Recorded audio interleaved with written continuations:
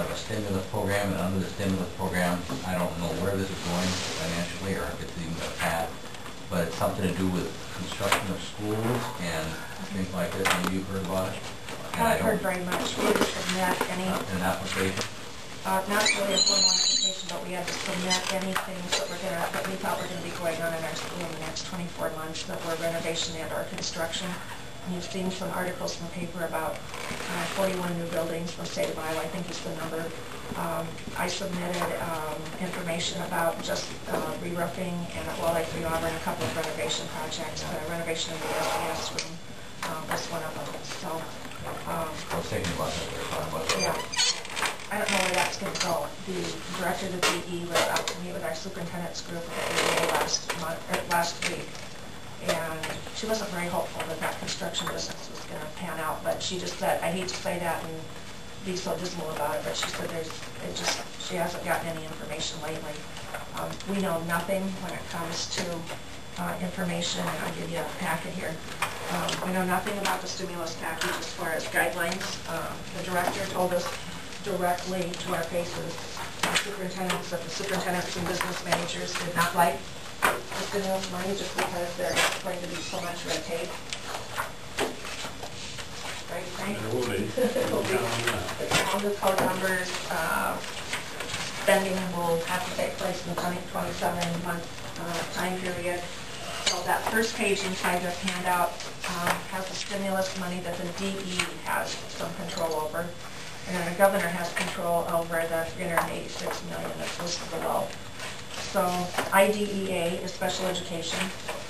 So you can see there's about $130 million in IDEA. There's about $70 million in Title I. We're being encouraged to hire teachers.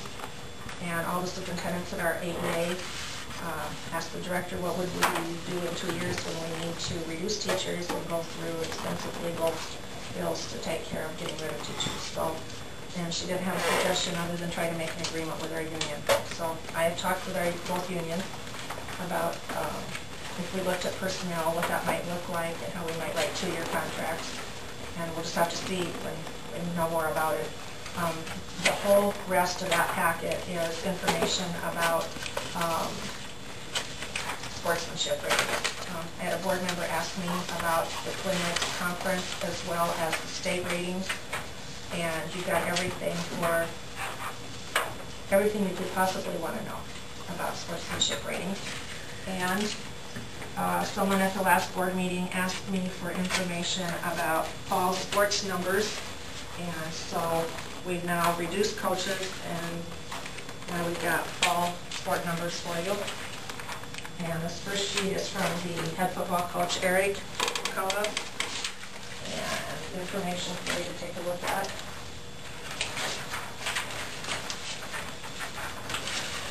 And the second is the high school volleyball program and what fall numbers look like for high school volleyball. So you just reduced a coach, and now you can look at the numbers next sheet.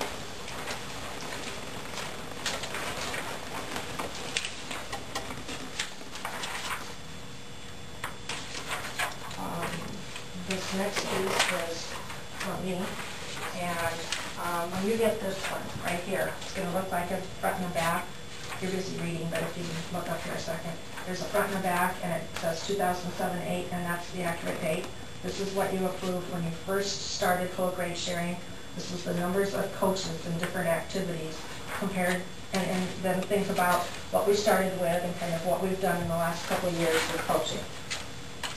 And it's not meant to do anything but give you information.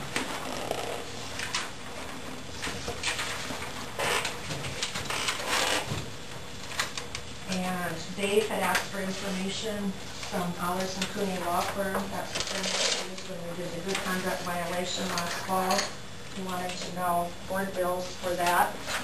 So here's the sheet, and I'll show you on here what we're talking about. If you look at that Allers & Cooney statement, I've marked with asterisks down at the bottom of the statement. Starts with telephone call from administration regarding student conduct issue, and it's the next 4 items right there. and those items totaled $1,561.28. If you turn it over, there was a travel expense mileage to Sac City for a student conduct issue of $160.29, and that was a shared expense for that bill. I do have enough copies, I'm going to give them to the Lakeview Auburn Board too, because what I'm trying very hard to do is what a board member asks for, I give to everyone. Is the river end then? Yep.